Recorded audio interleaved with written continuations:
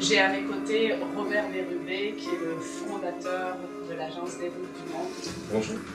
Et quand j'ai rencontré Robert et toute son équipe, parce que Robert il n'est pas tout seul, il est avec une équipe chevronnée. Une chance. Une équipe passionnée. C'est des gens qui transpirent le voyage. Et lui-même, il transpire particulièrement un pays. D'ailleurs, je vous emmène dans ce pays-là. Du 4 au 7 avril, une partie de ce pays, parce que le pays est immense, l'Inde du Nord, dans un circuit bien-être où on va faire du yoga, où on sera dans un petit groupe, on sera amené à vivre l'Inde comme vous ne l'avez pas encore vécu, d'une manière touchante. Et c'est comme ça d'ailleurs, Robert, que tu vis ce pays-là. D'une manière touchante, et c'est comme ça que tu m'en as parlé, et c'est comme ça que j'aime voyager aussi. Tu sais, Stéphanie, il y a des milliers de façons de regarder le monde. C'est comme un joueur de piano, voyager. On peut jouer du jazz, on peut jouer du classique, on peut jouer du rock and roll, on peut jouer être un débutant ou un virtuose. Et il y a grand pourcentage des voyageurs à travers le monde, à mon avis, qui vont en Inde et qui passent à côté carrément. L'Inde, moi, a changé ma vie. A fait de moi un meilleur homme. Rencontrer pour moi, l'Inde, c'est un satellite à la Terre. L'Inde, c'est pas un pays de la planète, c'est un satellite à cette planète-là. C'est l'Inde 5 fois grand comme la France. Il y a en Inde 55 454 environ naissances par jour.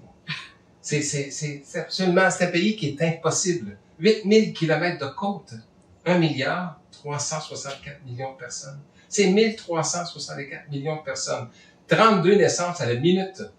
Alors donc, c'est un univers de sens, l'Inde. Alors nous avons conçu Route du Monde, après plusieurs voyages, toute l'équipe, je pense qu'on est allé 100 fois ici. On est vraiment en amour avec cette terre Inde-là. On a conçu une Inde des sens. Une Inde non touristique, le plus possible. À commencer d'abord par des petits groupes, comme tu fais. Par un petit groupe, oui. Par aussi tous les guides et amis. C'est pas des guides, c'est pas à droite, vous allez voir ceci, à gauche. C'est des gens qui vont nous emmener dans les petites ruelles, dans leurs petites maisons, dans leurs petits trésors. Donc, des guides amis des routes du monde qui vont nous amener... Il y a plusieurs belles villes. Ça fait toute la différence avec qui tu travailles là-bas.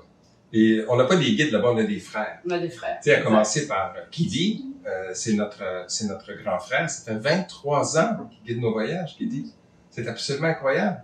Harry Rishikesh, ça fait aussi 23 ou 24 ans. On a des chauffeurs aussi pour amener des gens dans des road trips, entre guillemets. Et nous avons en Inde une expertise, je pense, qui est inégalée au Québec. On fait pas semblant d'aller en Inde.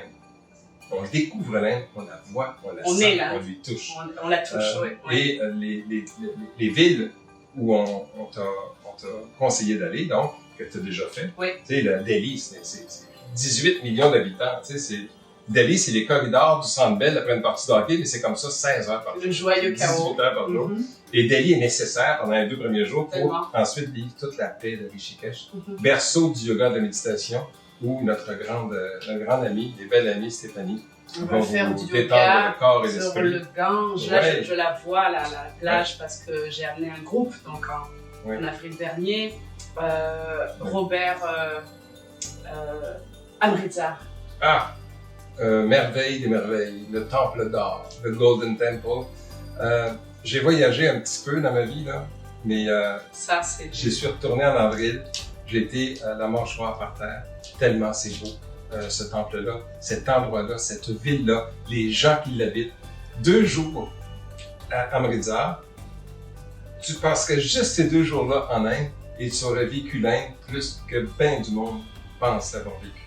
L'Inde ne doit pas être touristique, elle doit être humaine. Et c'est vers cette Inde-là que tu amènes ton groupe. Après Amritsar, on s'en va à Varanasi, Benares, la ville sacrée de Benares. Ça c'est un autre pays. Les gens, quand ils arrivent à Dorval après un voyage comme ça, faites attention à celui qui va aller vous chercher. Parce que si vous dites « Hey, t'es pas bien bronzé », c'est en dedans que c'est bronzé. Il y a un décalage avec notre monde d'ici.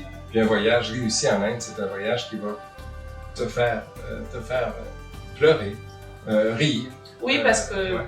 l'Inde nous touche, l'Inde nous ravit, l'Inde et sa musique, ses couleurs, ses vêtements, ses bijoux, ses traditions culinaires, sa spiritualité, mais aussi on va débattre, on va se poser des questions, on va échanger parce que l'Inde est confrontante. Donc c'est tout ça que nous vous invitons à vivre. C'est un départ le 4 avril 2020, une possibilité de rallonger son voyage. Voilà, parce qu'aller en Inde, c'est un peu loin, puis les gens, il y a tellement de matière à voir, parce que les gens peuvent commencer le voyage pour s'apprivoiser à l'Inde pendant les 2 premières semaines, et après ça, on peut leur conseiller de faire un tour authentique du Rajasthan avec un de nos chauffeurs.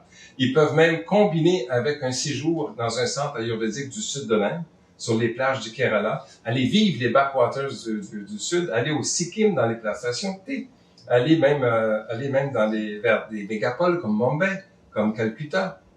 L'Inde, c'est le plus grand trésor de la planète Terre, à mon avis. Et toi, ben, t'en es un. T'es un trésor qui invite les gens dans un trésor. Et pour terminer, l'Inde nous a offert Namasté. Et Namasté, c'est à mon avis un des plus beaux cadeaux aussi que l'Inde nous a offert. Cette forme de salutation, voilà, de grande bienveillance envers l'autre. Mon Dieu, salue ton Dieu. Respecte ton Dieu. C'était Namasté. Namasté. On vous invite. Faites ça vite. C'est des dates idéales. Il fait beau en Inde ou en avril. Il fait chaud. Alors, il est bien. Puis le Gange est froid. Puis il est bon. Puis aussi bien. Allez, on s'en va. Voilà.